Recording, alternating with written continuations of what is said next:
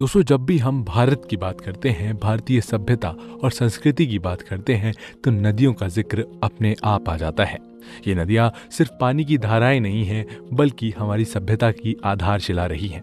चाहे गंगा हो, जो दुनिया की सबसे प्राचीन शहर बनारस की आत्मा है, या सिंधु, जिसने सिंधु घाटी की महान सभ्यता को जन्म दिया, गोदावरी, जो कि साउथ की द्रविड़ सभ्यता का दिल है, नर्मदा और महानदी, जो मध्य भारत की उपजाऊ भूमि को जीवन देती है, ये सब भारत की जीवन रेखाएं हैं। भारत की नदियां दुनिया के सबसे बड़े और डाइवर्स रिवर बेसिन्स में से एक हैं, जिनमें 14 बड़े नदी बेसिन शामिल हैं, जो देश की 80% से ज्यादा लोगों की जीवन यापन का साधन है। यही कारण है कि यूपीएससी से लेकर अन्य सरकारी परीक्षाओं तक में इन नदियों से जुड़े सवाल बार बार पूछे जाते हैं। इसीलिए दोस्तों, आज की इस वीडियो में हम बात करेंगे भारत की इन महत्वपूर्ण नदियों के बारे में, उनके उद्गम, उनके समागम, उनके बेसिन और उनके ऊपर बने महत्वपूर्ण बांधों के बारे में, और साथ ही ये जानेंगे कि ये नदियां हमारी संस्कृति, जीवन शैली और भूगोल को कैसे आकार देती हैं।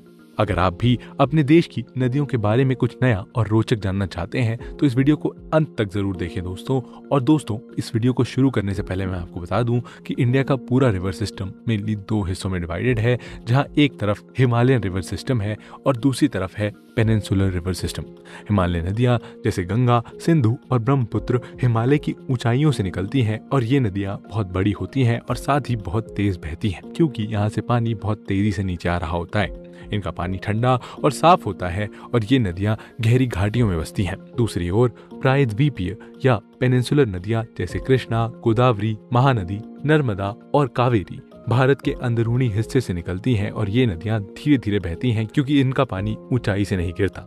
इनका पानी गर्म और बहुत सी मिट्टियों से भरा होता है, और ये नदियां विस्तृत मैदानों से होकर बहती हैं। हिमालयन नदियां ज्यादा पानी लाती हैं, जबकि प्रायद्वीपीय नदियां मॉनसून या कहीं की बरसात पर डिपेंड करती हैं, और इन दोनों को मिलाकर ही इंडियन रिवर सिस्टम बनता है, जिनमें से कुछ इंपॉर्टेंट नदियों के बारे में आइए अब डिटेल में समझते हैं। और दोस्तों, इस वीडियो की शुरुआत आइए करते हैं देश की सबसे लंबी और पवित्र नदी गंगा से। लेकिन दोस्तों, इससे पहले कि हम इस वीडियो में आगे बढ़े, मैं आप सभी से बताना चाहता हूं कि अनअकैडमी होस्ट कर रहा है इस 22 सितंबर 11 बजे और शाम 5 बजे Unacademy civil services championship test, जिसमें अगर आप पार्टिसिपेट करते हैं तो आप जीत सकते हैं अप टू 90% स्कॉलरशिप और एक्साइटिंग रिवॉर्ड्स। साथ ही यहाँ पर आपको टॉप एजुकेटर से भी रिवॉर्ड जीतने का मौका मिलता है दोस्तों। तो अभी जाइए और रजिस्टर करिए, और इसके अलावा आप अभी जाकर ले सकते हैं 12 महीने का अनअकैडमी यूपीएससी सीएसई सब्सक्रिप्शन मात्र 29,999 रुपए में। और दोस्तों, ये वही सब्सक्रिप्शन है जिसके प्लस कोर्सेज ने 2023 के सीएसई में 70 से ज्यादा सिलेक्शन दिए हैं, जिसमें आपको कंप्लीट जीएससी सैट और टेस्ट सीरीज का एक्सेस मिलता है,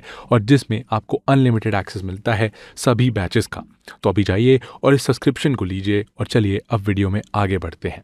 गंगा। दोस्तों, अक्सर कहा जाता है कि गंगा नदी की शुरुआत उत्तराखंड के उत्तरकाशी जिले में गंगोत्री ग्लेशियर के पास गोमुख से होती है, लेकिन असल में यहाँ से गंगा नहीं बल्कि भागीरथी नदी की शुरुआत होती है, और भागीरथी नदी जब अलकनंदा नदी से मिलती है तब उसे गंगा कहा जाता है।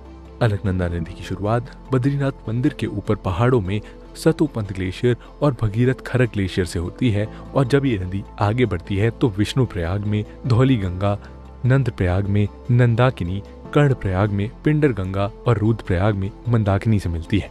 आखिर में देवप्रयाग में अलकनंदा और भागीरथी का संगम होता है, और यहीं से गंगा नदी बनती है। गंगा नदी फिर ऋषिकेश से होते हुए उत्तर भारत के मैदानी इलाकों की तरफ बढ़ती है और हरिद्वार में मैदानों में प्रवेश करती है।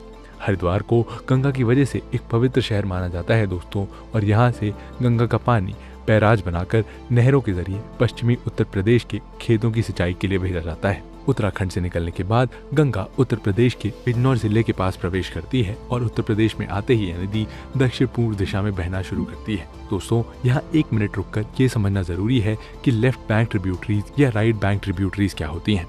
दोस्तों, ये शब्द आगे पूरे वीडियो में आएंगे, और परीक्षा में भी इनसे जुड़े सवाल पूछे जाते हैं। तो दोस्तों, किसी भी बड़ी नदी में जब कोई छोटी नदी आकर मिलती है तो उस छोटी नदी को ट्रिब्यूटरी कहते हैं, और अब इस ट्रिब्यूटरी का साइड कैसे तय होता है इसे आप ऐसे समझ सकते हैं। दोस्तों, अगर आप मुख्य नदी की बहाव की दिशा में खड़े हैं तो आपकी दाहिनी ओर जो नदी आकर मिलती है वो राइट बैंक ट्रिब्यूटरी कहलाती है, और जो आपकी बाईं ओर से आकर मिलती है उसे लेफ्ट बैंक ट्रिब्यूटरी कहा जाता है। इसके अलावा अगर मुख्य नदी 2 अधिक हिस्सों में बढ़ जाती है तो उसे डिस्ट्रीब्यूटरी कहा जाता है दोस्तों। ये तो आपने समझ लिया। अब चलिए गंगा नदी पर वापस आते हैं। वीडियो में गंगा उत्तर प्रदेश तक पहुंच चुकी थी और पश्चिमी उत्तर प्रदेश से आगे बढ़ते हुए गंगा कन्नौज के पास पहुंचती है, जहां गंगा के लेफ्ट बैंक से रामगंगा नदी सबसे पहले मिलती है। रामगंगा उत्तराखंड के अल्मोड़ा के दूनागिरी से निकलती है और इसके बाद गंगा कानपुर से होते हुए प्रयागराज पहुंचती है। यहाँ त्रिवेणी संगम पर गंगा की सबसे लंबी ट्रिब्यूटरी यमुना उसके राइट बैंक से निकलती है और इसीलिए यमुना को गंगा की राइट बैंक ट्रिब्यूटरी कहते हैं। दोस्तों ये दोनों नदियां प्रयागराज में मिलने से पहले तक विशाल गंगा बेसिन का निर्माण करती हैं और प्रयागराज के पास ही गंगा की एक और साउथ बैंक ट्रिब्यूटरी टॉन्ज नदी गंगा में मिलती है। इसके बाद दोस्तों गंगा बनारस मिर्जापुर से आगे बढ़ती है और गाजीपुर में गोमती नदी जो लेफ्ट बैंक ट्रिब्यूटरी है वो गंगा में मिलती है। गाजीपुर के बाद गंगा बलिया जाती है जो उत्तर प्रदेश का अंतिम जिला है जहां से गंगा निकलती है और इसीलिए अगर हमें उत्तर प्रदेश में गंगा के प्रवेश और निकास के जिलों को याद रखना है तो हमें बिजनौर और बलिया यानी BB याद रखना चाहिए। बलिया के बाद गंगा बक्सर जिले से बिहार में प्रवेश करती है और आगे बढ़ते ही छपरा के पास गंगा के डिस्चार्ज के हिसाब से गंगा की सबसे बड़ी ट्रिब्यूटरी घाघरा नदी लेफ्ट बैंक से आकर मिलती है। घाघरा नदी तिब्बत से निकलती है और नेपाल के रास्ते होते हुए उत्तर प्रदेश से गुजरती है और छपरा में गंगा से मिलती है। इसे उत्तर प्रदेश में सरयू भी कहते हैं, जिसके किनारे अयोध्या स्थित है। दोस्तों बिहार में आगे बढ़ते हुए गंगा पटना पहुंचती है, जहां राइट बैंक से अमरकंटक से निकलने वाली सोन नदी गंगा में मिलती है। इसके बाद गंगा में लेफ्ट बैंक से गंडक नदी मिलती है जो नेपाल से निकलकर पटना के सोनपुर के पास में हाजीपुर के ठीक नीचे गंगा में शामिल होती है। आगे बढ़ते हुए बिहार के गुरसेला में बिहार का शोक कही जाने वाली कोसी नदी गंगा से मिलती है और इसके बाद गंगा भागलपुर से होते हुए बिहार को छोड़ती है और राजमहल के पास पश्चिम बंगाल में प्रवेश करती है। लेकिन पश्चिम बंगाल में प्रवेश करते ही गंगा दो भागों में बढ़ जाती है दोस्तों, और फरक्का बैराज से गंगा की एक धारा हुगली के नाम से पश्चिम बंगाल में आगे बढ़ती है, जबकि दूसरी धारा पद्मा के नाम से बांग्लादेश में प्रवेश करती है। हुगली नदी को गंगा की सबसे बड़ी डिस्ट्रीब्यूटरी माना जाता है, जो दक्षिण दिशा में बहते हुए मुर्शिदाबाद से आगे बढ़ती है। यहाँ हुगली के राइट बैंक से अजय नदी इसमें आकर मिलती है और इसके बाद हुगली नदी कोलकाता और हावड़ा के बीच से होकर गुजरती है, जहाँ पर प्रसिद्ध हावड़ा ब्रिज बना हुआ है, जिसकी इंजीनियरिंग की आज भी तारीफ की जाती है। आगे चलकर हुगली नदी में बंगाल का शोक कही जाने वाली दामोदर नदी पाल्टा के पास राइट बैंक से मिलती है और इसके बाद हुगली नदी गंगा सागर के पास बंगाल की खाड़ी में समा जाती है। वहीं दोस्तों बंगाल में पद्मा के नाम से जाने जाने वाली गंगा ब्रह्मपुत्र की एक धारा जमुना से मिलती है, फिर ये मेघना नदी से मिलकर मेघना के ही नाम से आगे बढ़ती है और अंततः बंगाल की खाड़ी में मिल जाती है। तो दोस्तों ये था गंगा का पूरा सफर, जो अपने साथ 10,86,000 वर्ग किलोमीटर का बेसिन बनाती है, जिस पर 500 मिलियन से ज्यादा पॉपुलेशन डायरेक्टली या इनडायरेक्टली डिपेंडेंट है। साथ ही बंगाल की खाड़ी के पास गंगा और ब्रह्मपुत्र डेल्टा दुनिया का सबसे बड़ा डेल्टा भी बनाता है। अब अगर गंगा पर बने डैम्स की बात करें तो गंगा पर 900 के करीब डैम और बैराज बनाए गए हैं, जिसमें टिहरी सबसे प्रमुख है। इसके अलावा गंगा में पाई जाने वाली डॉल्फिन और घड़ियाल ही गंगा नदी की अलग पहचान है और साथ ही गंगा के किनारे बसे पवित्र शहर आज भी देश की आस्था के प्रतीक हैं। गंगा के बाद आइए अब बात करते हैं एक और हिमालय नदी और गंगा की सबसे बड़ी ट्रिब्यूटरी यमुना की। यमुना दोस्तों यमुना नदी का उद्गम स्थान पश्चिमी उत्तराखंड में यमुनोत्री के पास महान हिमालय के बंदरपुंज मासिफ की ढलानों से होता है। यह नदी हिमालय की तलहटी से होते हुए दक्षिण दिशा में तेजी से बहती है और उत्तराखंड और हिमाचल प्रदेश के बीच बॉर्डर बनाती हुई यमुनानगर के पास हरियाणा में प्रवेश करती है। इसके बाद यमुना हरियाणा, दिल्ली और उत्तर प्रदेश के बीच बॉर्डर का काम करती हुई यमुनानगर में यमुना पर पूर्वी और पश्चिमी नहरें बनाती हैं। इन नहरों के लिए 1996 में हथनी कुंड बैराज का निर्माण किया गया था, जहां से यमुना का पानी उत्तर प्रदेश और हरियाणा के बीच सिंचाई के लिए भेजा जाता है। आगे बढ़ते हुए यमुना दिल्ली से होती हुई उत्तर प्रदेश के आगरा, मथुरा और इटावा के रास्ते प्रयागराज पहुंचती है, जहां ये गंगा से मिल जाती है। इटावा के पास यमुना की सबसे बड़ी सहायक नदी चंबल उसकी राइट बैंक से निकलती है और इसके थोड़े आगे विदिशा जिले में मालवा पठार से निकलने वाली सिंध नदी जालौन के पास यमुना में राइट बैंक से मिलती है।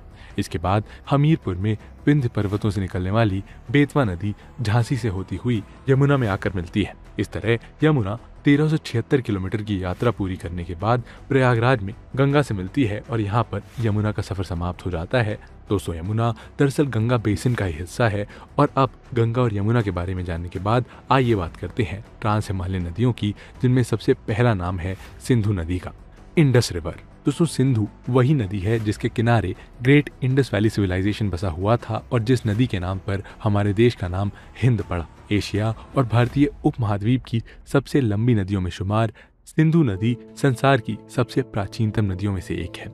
इतिहास में सिंधु नदी के अन्य नामों की बात करें तो समृद्धि के प्रतीक के रूप में जानी जाने वाली इस नदी को इसके आर्थिक महत्व के कारण हिरण्यनी कहा गया है। दोस्तों, वहीं इसके तट पर ऊन का व्यापार होने के कारण इसे सुवासा नदी के नाम से भी जाना गया है और इस नदी का उद्गम स्थल तिब्बत के मानसरोवर के समीप सिंध कबाब नामक जलधारा से माना जाता है, लेकिन वहीं कुछ लोग इसे अलग सिंगगे कानबाब के पास इस नदी का उद्गम मानते हैं। दोस्तों, ये दोनों ही जगह कैलाश रेंज में है जो तिब्बत में आता है। चीन के नियंत्रण वाले तिब्बत से नॉर्थ वेस्ट दिशा में बहती हुई ये नदी लद्दाख के लेह जिले से भारत में प्रवेश करती है और यहीं पर जांस्कार नदी सिंधु के लेफ्ट बैंक में मिलती है। इसके बाद सिंधु आगे बढ़ते हुए जम्मू एंड कश्मीर में बहती हुई पाकिस्तान ऑक्यूपाइड कश्मीर यानी पीओके में प्रवेश करती है, जहां स्कर्दू में सिंधु के राइट बैंक से श्योक नदी इसमें मिल जाती है। इसके बाद पीओके में बहते हुए ये नदी गिलगित नदी से मिलकर एक गॉर्ज बनाती है। गॉर्ज यानी नदी पहाड़ों से टकराकर एक शार्प कर्व बनाती है एक स्टीप के साथ। दोस्तों, इसे गिलगित गॉर्ज कहते हैं और दोस्तों ऐसा करते ही जो नदी वेस्ट दिशा में बह रही थी वो साउथ की तरफ मुड़ जाती है और इसके आगे बढ़ते हुए पाकिस्तान के कालाबाग में पंजाब के मैदानों में प्रवेश करती है और पंजाब से बहती हुई सिंध और कराची से होते हुए अरब सागर में मिल जाती है। लेकिन दोस्तों, सिंधु नदी पाकिस्तान के बहने में जो सबसे बड़ा रोल प्ले करती है वो है इस नदी की 5 मेजर ट्रिब्यूटरीज, वही 5 नदियां जिसके नाम पर पंजाब का नाम पड़ा है। दोस्तों, पंजाब यानी 5 आब यानी 5 नदियों वाला इलाका। ये 5 नदियां सतलज, ब्यास, रावी, चिनाब और झेलम हैं, जिनमें दोस्तों सबसे बड़ी चेनाब है और बाकी चारों चेनाब में मिलती हैं और दोस्तों चेनाब मिलती है सिंधु में। इसके अलावा झेलम से शुरू करें तो झेलम कश्मीर वैली के वेरीनाग से निकलती है, जिसके किनारे श्रीनगर बसा हुआ है। वेरीनाग से वेस्ट की तरफ फ्लो करते हुए पीर पंजाल के पहाड़ों में ये एक गॉर्ज बनाते हुए शार्प टर्न लेती है और साउथ की तरफ फ्लो करने लगती है, जिसके बाद ये पाकिस्तान में प्रवेश करती है और झांग मगियाना में ट्रिमू नाम की जगह पर ये चेनाब के राइट बैंक से मिल जाती है। और दोस्तों, इस तरह झेलम कुल 725 किलोमीटर की दूरी तय करती है और चेनाब के जरिए इंडस में मिल जाती है। अब बात करते हैं चेनाब की दोस्तों, और चेनाब जैसा कि हमने आपको बताया था इन 5 नदियों में सबसे बड़ी नदी है, जिसका उद्गम 2 नदियों के मिलने से होता है। चंद्रा और भागा नाम की 2 नदियां हिमाचल के लाहौल स्पीति के केलांग के पास एक दूसरे से मिलती हैं, जहां से चेनाब नदी बनती है। जहां से आगे बढ़ते हुए ये नदी वेस्ट में फ्लो करती है और जम्मू एंड कश्मीर से होते हुए पाकिस्तान में प्रवेश करती है और फिर झांग में झेलम से मिल जाती है, जो आगे साउथ में टर्न लेने के बाद मिथनकोट पाकिस्तान में इंडस रिवर के लेफ्ट बैंक में मिल जाती है। इस तरह ये नदी 1974 किलोमीटर की दूरी तय करती है। और दोस्तों, यहाँ आपको बता दें कि पंजाब की 3 फेमस लव स्टोरीज हीर रांझा, मिर्जा साहिब और सोनी महालीवाल तीनों इसी नदी के किनारे की कहानियां हैं और इसीलिए इसे मोहब्बत की नदी भी कहा जाता है। चिनाब के बाद आइए अब बात करते हैं तीसरी नदी रावी की। दोस्तों, रावी का उद्गम हिमाचल प्रदेश के रोहतांग पास से होता है, जिसके बाद ये हिमाचल से फ्लो करते हुए बाराबांग धौलाधार रेंज से गुजरती है और वेस्ट की तरफ फ्लो करते हुए पाकिस्तान में जाती है। आपको बता दें यहाँ दोस्तों कि पाकिस्तान का फेमस शहर लाहौर इसी नदी के किनारे बसा हुआ है, जहाँ से आगे बढ़ते हुए सराय सिद्ध के पास ये नदी चिनाब के लेफ्ट बैंक से मिल जाती है। इस बीच ये नदी 720 किलोमीटर की दूरी तय करती है दोस्तों। और इसके बाद आइए अब बात करते हैं ब्यास की। दोस्तों, ये नदी भी रोहतांग पास से निकलकर धौलाधार रेंज से गुजरती हुई पाकिस्तान के पंजाब के हरिके नामक जगह पर सतलज से मिल जाती है। दोस्तों, ये 5 नदियों में इकलौती ऐसी नदी है जो पाकिस्तान जाने से पहले ही सतलज में मिल जाती है।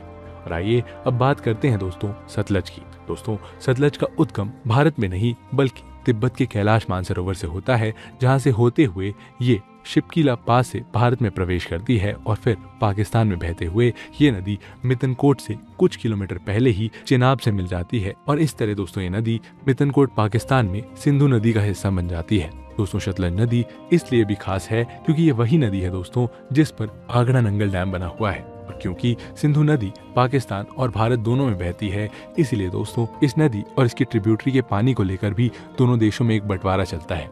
19 सितंबर 1960 को भारत और पाकिस्तान के बीच ये डिस्ट्रीब्यूशन ट्रीटी हुई, जिसमें सिंधु, झेलम और चिनाब का पानी पाकिस्तान के हिस्से गया और भारत के हिस्से रावी, सतलज और ब्यास का पानी आया। सिंधु नदी के बाद दोस्तों आइए अब बात करते हैं तीसरी हिमालयन रिवर यानी ब्रह्मपुत्र की। ब्रह्मपुत्र दोस्तों, ब्रह्मपुत्र नदी भी तिब्बत के कैलाश रेंज के पास मानसरोवर में अंगसी ग्लेशियर से निकलती है।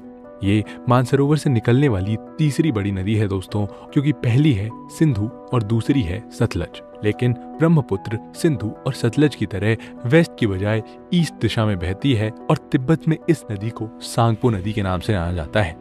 तिब्बत में 1625 किलोमीटर की यात्रा करने के बाद ये नदी भारत और तिब्बत के बॉर्डर के करीब नामचा बारवा पहाड़ से टकराकर एक गॉज बनाते हुए शार्प टर्न लेती है और अरुणाचल को पार करते हुए असम में प्रवेश करती है। दोस्तों आपको बता दें कि अरुणाचल में इस नदी को दिहांग या सियांग के नाम से जाना जाता है और फाइनली जब ये नदी असम में एंटर करती है तो इसका नाम ब्रह्मपुत्र हो जाता है। असम में यात्रा करते हुए ये नदी धुबरी से एक और गॉज बनाते हुए बांग्लादेश में प्रवेश करती है और साउथ में बहने लगती है। बांग्लादेश में इसे जमुना के नाम से जाना जाता है और ये जमुना अरिचा में गंगा, जिसे वहाँ पद्मा कहा जाता है, उसमें मिल जाती है, जहाँ से आगे इसे भी पद्मा ही कहा जाता है। लेकिन कुछ ही दूर पर बांग्लादेश के चांदपुर में मेघना नदी इसमें आकर मिलती है और इसका नाम मेघना हो जाता है। और दोस्तों ये नदी इसके बाद अंततः बंगाल की खाड़ी में जाकर मिल जाती है। इस नदी की सहायक नदियों की बात करें दोस्तों तो लोहित नदी ब्रह्मपुत्र के लेफ्ट बैंक से आकर इसमें मिलती है और इसके अलावा मानस नदी राइट बैंक से जोगी धोपा में आकर मिलती है। और दोस्तों इसी मानस नदी पर मानस नेशनल पार्क बना हुआ है जो असम में एक हेरिटेज साइट है। मानस के बाद तीस्ता नदी ब्रह्मपुत्र में बांग्लादेश के फुलछारी में राइट बैंक से मिलती है और इस तरह ब्रह्मपुत्र नदी तिब्बत से चलकर अलग अलग नामों से पहचानी जाती है और अंत में 2900 किलोमीटर की यात्रा के बाद बंगाल की खाड़ी में मिल जाती है। इसी के साथ हमारी हिमालय नदियां खत्म होती हैं दोस्तों और अब आगे बढ़ते हैं और बात करते हैं इंडियन पेनिनसुलर रिवर या यूं कहें कि रेन फेड रिवर्स की। और दोस्तों इसकी शुरुआत चलिए करते हैं लार्जेस्ट पेनिनसुलर रिवर यानी गोदावरी से। गोदावरी दोस्तों, गोदावरी नदी मध्य और दक्षिण पूर्वी भारत की एक पवित्र नदी है। दोस्तों ये भारत की सबसे लंबी नदियों में से एक है और इसकी कुल लंबाई 1465 किलोमीटर है और इसका बेसिन एरिया लगभग 3,13,000 वर्ग किलोमीटर में फैला हुआ है। गोदावरी नदी का उद्गम पश्चिमी महाराष्ट्र राज्य में वेस्टर्न घाट्स की पहाड़ियों में होता है और अगर इसके उद्गम स्थल की बात करें तो वो नासिक के त्र्यंबकेश्वर में है जो अरेबियन सी से केवल 80 किलोमीटर की दूरी पर है। लेकिन इसके बाद भी ये नदी अरब सागर के बजाय ईस्ट में बंगाल की कड़ी की तरफ बहती है और ये नदी ज्यादातर अपने रास्ते में ईस्ट की दिशा की ओर बहती है और डेक्कन के पठार के ऊपर से गुजरती है। महाराष्ट्र के सेंट्रल हिस्से से गुजरने के बाद ये नदी नॉर्थ पश्चिमी तेलंगाना राज्य में निजामाबाद के नॉर्थ वेस्ट में प्रवेश करती है और एक फैली हुई घाटी में बहती है। दोस्तों ये तेलंगाना के नॉर्थ ईस्ट में महाराष्ट्र के साथ एक छोटा सा बॉर्डर भी बनाती है और अपने अंतिम 320 किलोमीटर के लिए गोदावरी नदी साउथ ईस्टर्न दिशा की ओर मुड़ती है और ईस्टर्न घाट्स की पहाड़ियों में एक दर्रे से होकर गुजरती है। इसके बाद ये आंध्र प्रदेश से बहती हुई बे ऑफ बंगाल में पहुंचती है और यहाँ ये अपनी दो धाराओं से समुद्र में मिलती है। नॉर्थ में गौतमी गोदावरी और साउथ में विशिष्ट गोदावरी। दोस्तों गोदावरी नदी के अधिकतर हिस्से में ये एक स्पॉट और थोड़े से एक समान इलाके से गुजरती है और जहाँ इसमें दरना, पूर्णा, मंजरा, प्राणहिता और इंद्रावती नदियां मिलती हैं। ईस्टर्न घाट क्षेत्र में प्रवेश करने पर नदी के किनारे खड़ी और तेज ढलानों के बीच बहते हुए संकीर्ण हो जाती है ये और ये गॉज बनाती है जहां इस पूरी नदी की चौड़ाई केवल 600 फीट में सिमट जाती है।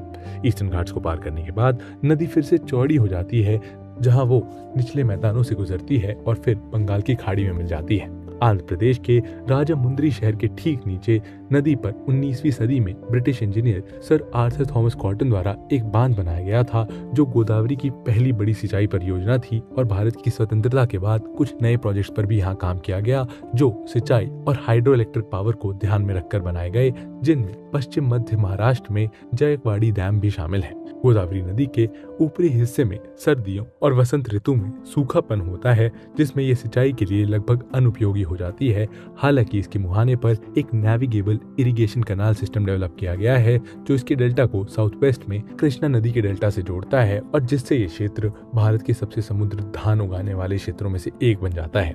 गोदावरी नदी अपनी पूरी लंबाई में हिंदुओं के लिए पवित्र मानी जाती है। और अब गोदावरी के बाद बात करते हैं वेस्टर्न फ्लोइंग पेनिनसुलर रिवर की, जो नॉर्थ और साउथ इंडिया को बीच से डिवाइड करती है।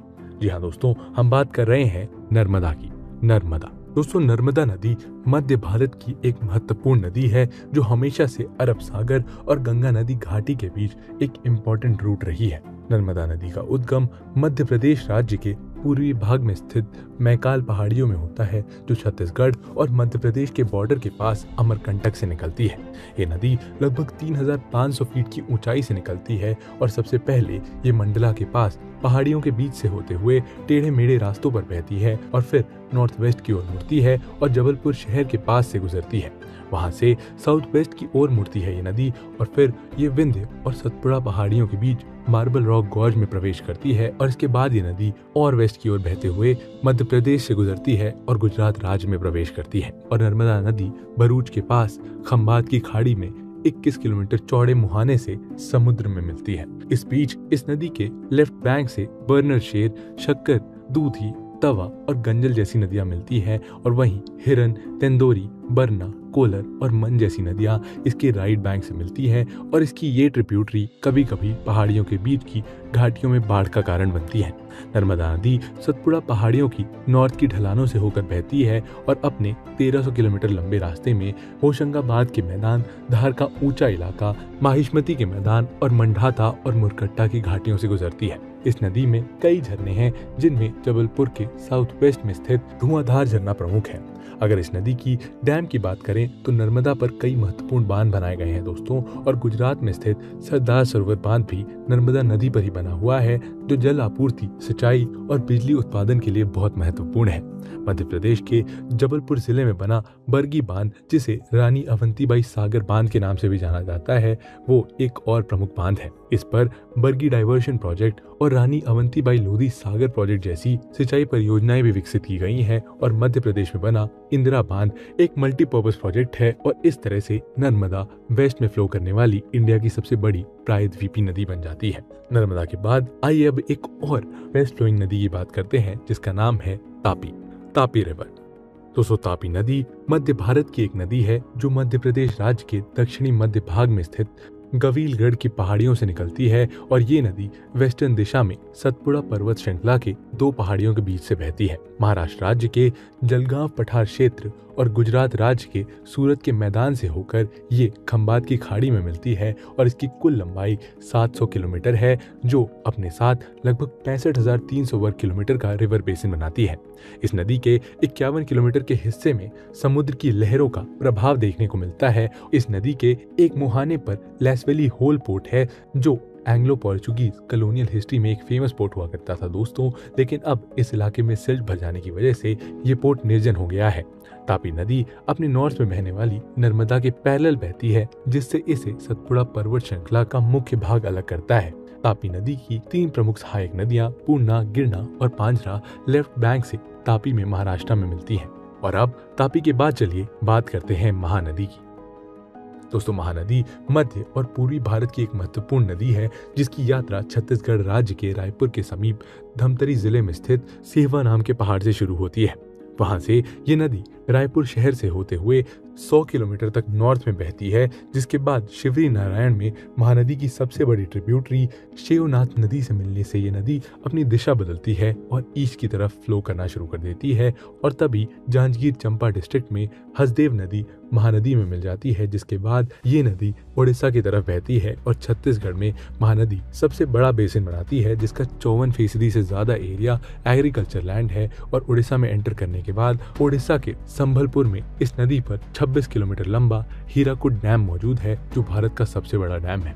इसके बाद ये नदी उड़ीसा के मैदानों में उतरती है और कटक शहर में भी बहती है और आहन से बहते हुए ये नदी बंगाल की खाड़ी में मिल जाती है। महानदी के बेसिन की सबसे खास बात यह है दोस्तों कि इसके बेसिन में मिनरल रिसोर्सेज की मौजूदगी है और इसीलिए इस नदी के किनारे कई सारे इंडस्ट्रियल शहर बसे हैं जैसे भिलाई, कोरबा, हीराकुड, कटक और सुंदरगढ़। इस तरह ये नदी 900 किलोमीटर की यात्रा तय करते हुए 1,32,100 स्क्वायर किलोमीटर का बेसिन बनाते हुए बंगाल की खाड़ी में मिल जाती है। मध्य भारत के बाद आइए अब बात करते हैं दक्षिण भारत की नदियों की, जिसमें सबसे प्रमुख नदी है कृष्णा नदी। कृष्णा रिवर। दोस्तों, कृष्णा नदी सेंट्रल साउथ इंडिया की एक इम्पॉर्टेंट नदी है और देश की सबसे लंबी नदियों में से एक है, जिसकी कुल लंबाई 1400 किलोमीटर है, जो भारत की तीसरी सबसे लंबी नदी है और ये 2,58,948 किलोमीटर स्क्वायर का बेसिन एरिया बनाती है। कृष्णा नदी पश्चिमी महाराष्ट्र के महाबलेश्वर शहर के पास पश्चिमी घाट से निकलती है, जो अरब सागर के तट से ज्यादा दूर नहीं है, और वहां से ये नदी पहले पूर्व दिशा में वाई तक बहती है और फिर दक्षिण पूर्व दिशा में सांगली के पास से गुजरते हुए कर्नाटका राज्य की सीमा पर पहुंचती है। कर्नाटका में प्रवेश करने के बाद ये नदी पूर्व दिशा की ओर मुड़ती है और उत्तर केंद्र कर्नाटका के रास्ते से होते हुए फिर से दक्षिण पूर्व दिशा में तेलंगाना राज्य में प्रवेश करती है। इसके बाद दोस्तों ये नदी दक्षिण पूर्व दिशा में बहती हुई उत्तर पूर्व की ओर मुड़ती है, जो आंध्र प्रदेश राज्य की सीमा का एक हिस्सा बनाती है, और फिर ये नदी पूर्व में विजयवाड़ा के पास अपने डेल्टा तक पहुंचती है और वहां से दक्षिण पूर्व और फिर दक्षिण दिशा में बहते हुए ये बंगाल की खाड़ी में मिल जाती है। ये नदी महाराष्ट्र, कर्नाटका, तेलंगाना और आंध्र प्रदेश में सिंचाई का मेन जरिया है और कृष्णा नदी की दो मेजर ट्रिब्यूटरीज हैं, एक भीमा जो लेफ्ट बैंक से नदी में मिलती है और एक तुंगभद्रा जो राइट बैंक से कृष्णा में मिलती है। अगर इस नदी पर मेजर डैम्स की बात करें दोस्तों, तो इस पर श्रीसाइलम, नागार्जुन सागर डैम और तुंगभद्र और भीमा डैम बने हुए हैं। और दोस्तों कृष्णा के बाद चलिए बात करते हैं कावेरी नदी की, कावेरी रिवर। दोस्तों कावेरी नदी दक्षिण भारत की एक पवित्र नदी है और ये कर्नाटका राज्य के पश्चिमी घाट में ब्रह्मगिरी पहाड़ी से शुरू होती है। ये नदी दक्षिण पूर्व की ओर से बहते हुए कर्नाटका और तमिलनाडु राज्यों से गुजरती है और इसकी कुल लंबाई 805 किलोमीटर है। कावेरी नदी पूर्वी घाट से होकर बहती है और कडलोर तमिलनाडु के दक्षिण में बंगाल की खाड़ी में मिलती है। यह नदी कई नई शाखाओं में बढ़ जाती है दोस्तों, और ये एक नया डेल्टा बनाती है जिसे दक्षिण भारत का गार्डन भी कहा जाता है। कावेरी का ऊपरी हिस्सा पथरीला और ऊंचाई से भरा होता है, जहां इसकी धारा संकीर्ण घाट से गुजरती है और चंचकटे वाटरफॉल में लगभग 60 से 80 फीट की ऊंचाई से गिरती है। इसके बाद ये नदी कर्नाटका के पठार से होकर बहती है, जहां इसकी चौड़ाई 900 से 1200 फीट होती है। यहाँ इस नदी के प्रभाव को कई बार रोका जाता है और कृष्णराज सागर में कावेरी की दो सहायक नदियां हेगावती और लक्ष्मण तीर्था इससे मिलती है और 3100 स्क्वायर किलोमीटर का जलाशय बनाती है। कर्नाटका में कावेरी नदी दो बार विभाजित होती है दोस्तों, जिससे श्रीरंगपट्टनम और शिवा समुद्र दो द्वीप बनते हैं। शिवा समुद्र के पास शिवा समुद्र झरने हैं, जिसमें दो ब्रांचेस भरचुक्की और गगनचुक्की 320 फीट की ऊंचाई से गिरती है और बारिश के मौसम में ये 1000 फीट चौड़ी हो जाती है। ये झरने मैसूर, बैंगलोर और कोलर गोल्डफील्ड्स को बिजली भी प्रोवाइड करते हैं। तमिलनाडु में प्रवेश करने के बाद कावेरी नदी जंगली घाटियों से गुजरती है और होगेनकल झरनों तक पहुंचती है और फिर ये सीधी संकीर्ण घाटी से बहती है और वहां मेटूर डैम है, जिसकी लंबाई 5300 स्क्वायर फीट और ऊंचाई 176 फीट है। जिसके बाद दोस्तों ये तिरुचिरापल्ली के ऐतिहासिक चट्टान के पास से गुजरते हुए कावेरी नदी श्रीरंगम द्वीप पर टूट जाती है, जो एक महत्वपूर्ण तीर्थ स्थल है। यहाँ पूर्वी तमिलनाडु राज्य में इसका विस्तृत डेल्टा क्षेत्र शुरू होता है, जिसका कुल क्षेत्रफल लगभग 10,360 वर्ग किलोमीटर है, जिसके बाद ये नदी बंगाल की खाड़ी में मिल जाती है। और दोस्तों अब है बारी निष्कर्ष यानी कंक्लूजन की। तो दोस्तों ये थी इंडियन रिवर सिस्टम की सबसे जरूरी नदियां, जो आज पूरे देश के अलग अलग हिस्सों से होकर अपने बेसिन से पानी की मौजूदगी कराती हैं। और हमने इस वीडियो में गंगा की पवित्र धारा से लेकर यमुना की महत्वपूर्ण भूमिका तक सब जाना है। हमने इस वीडियो के माध्यम से जानी है सिंधु नदी की ऐतिहासिक यात्रा और हमने समझा है ब्रह्मपुत्र की विशालता को भी। इसके साथ ही हमने गोदावरी, नर्मदा और कावेरी जैसी प्रायद्वीपीय नदियों की महत्वपूर्णता को भी देखा है, जो हमारे देश के कृषि और जीवन शैली के लिए बेहद आवश्यक है। और दोस्तों अगर आप इनमें से किसी एक नदी पर एक डिटेल्ड वीडियो चाहते हैं तो इसे हमें कमेंट सेक्शन में जरूर बताइए और ऐसे ही और वीडियोस के लिए इस चैनल को भी जरूर सब्सक्राइब करिए। चलिए मिलते हैं आपसे ऐसे ही एक और इंटरेस्टिंग और इन्फॉर्मेटिव वीडियो के साथ। तब तक के लिए जय हिंद।